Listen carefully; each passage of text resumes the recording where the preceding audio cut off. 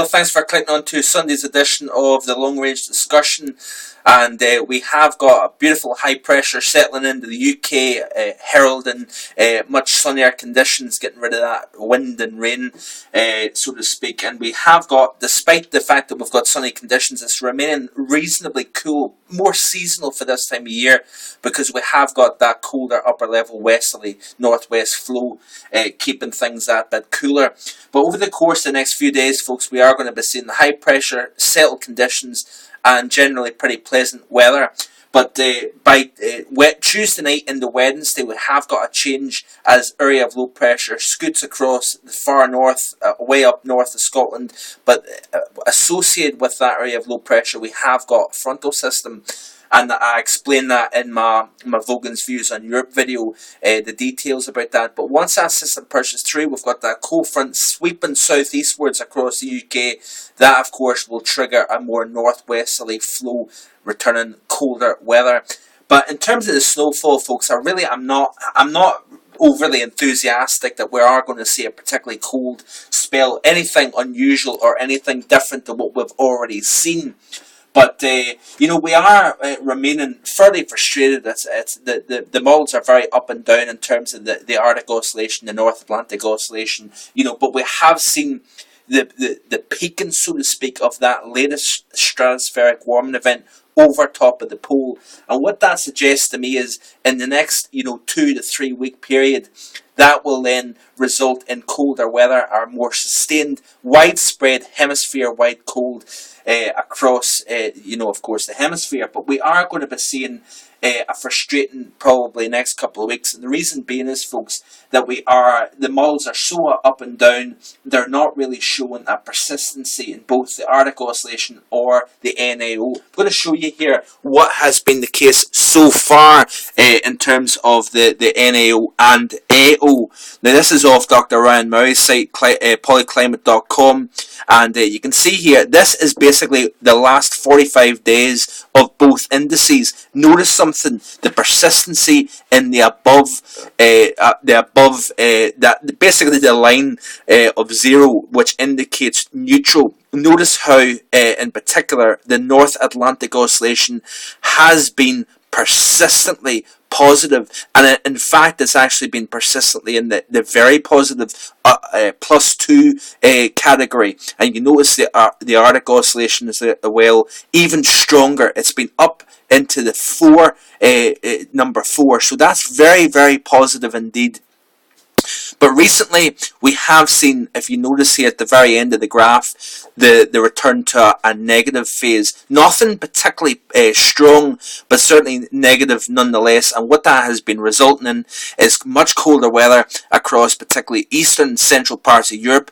As well as that, we've been seeing plenty of cold weather across the United States as well, eastern parts of Asia, where we've seen the first snowfalls of the season across Tokyo. So it has been frustrating for cold and snow lovers out there. It has been a very frustrating pattern for sure. But if you notice here, folks, I'm going to be clicking on to basically it's the NCEP GFS run for the North Atlantic Oscillation. You notice here the very sharp drop into the negative territory. We haven't seen that lately, and that will hopefully suggest by from about the 27th of January onwards, hopefully it will be enough in the negative territory to see some blocking high pressure up over the North Atlantic and Greenland. That would, of course, allow some of that very cold and increasing cold weather across parts of Europe to try and migrate westwards and bring us some winter weather. But certainly,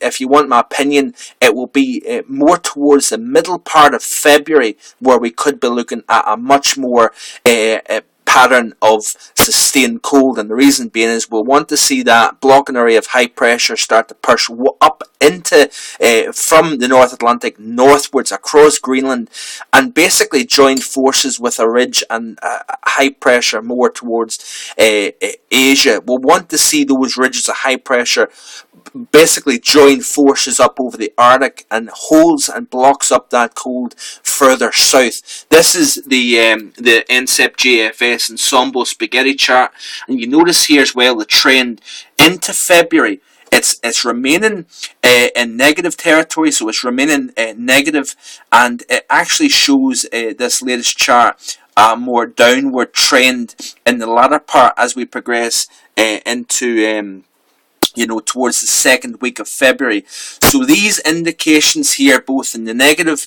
NAO, trending more so into the first and second week of February, and as well as that negative trend in the Arctic oscillation, does look more promising.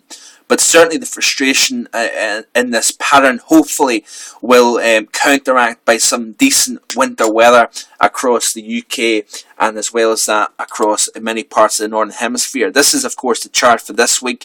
You notice the cold, plenty of it across eastern and central parts of Europe. Skipping through the sequence, you can see the plenty of cold here, but the region, the Azores high, remaining quite persistent. The Japanese model, in fact, folks, is showing more of a Greenland block in the week 2 to week 3 period, and hopefully we are going to be looking at a more blocked up, more amplified pattern. You've got an amplified pattern means when you've got the jet stream much more wavy, reaching up into the high latitudes, dropping into the mid latitudes, and of course we've got more more action, so to speak, with that cold release in south, the warmth release in north, and of course if we can get those blocking areas of high pressure to join up and then trap that cold air to the south, that could mean a more persistent long period. Certainly, like I say, the Japanese model showing a large trough over the United States week 2 and week 3, and as well as that a Greenland high pressure setting up and a trough over us basically would suggest more cold and snow here. But certainly it'll be interesting to see some of the latest runs later into this upcoming week. I wouldn't be surprised if they were to trend more and more, more favouring colder weather for both the US, Western Europe, and as well as that, we are seeing some substantial cold. The coldest weather of the season is now impacting the Far East. So lots to talk about, lots to look at. Keep your faith, folks. Don't get too upset by what we're seeing here. Hopefully winter will arrive soon and we will get to see some decent winter weather before springtime arrives. There is a lot of winter still remaining, folks. Don't get too drawn into the aspect that we're approaching February. February and March can be very bad months in British weather history. And I have no doubt that we are eventually going to see some decent snow and cold. Stay tuned and I'll keep you up to date on my blog. Thanks for watching. Bye bye.